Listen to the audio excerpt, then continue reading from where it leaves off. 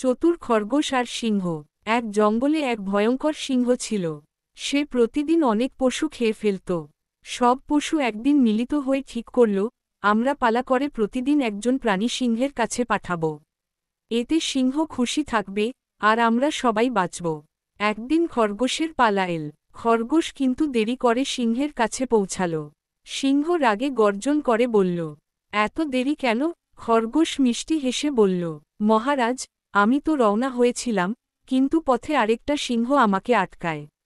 সে বলল, সে এই জঙ্গলের রাজা। সিংহ রেগে উঠল, আমার জঙ্গলে আরেক সিংহ? চল, আমাকে দেখাও। খরগোশ বুদ্ধি করে তাকে এক গভীর কুয়োর কাছে নিয়ে গেল। কুয়োর জলে সিংহের নিজের প্রতিবিম্ব পড়ছিল। সিংহ ভাবল, সত্যিই আরেক সিংহ আছে।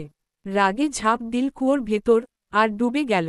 তারপর থেকে জঙ্গলের সব পশু শান্তিতে বসবাস করতে লাগল।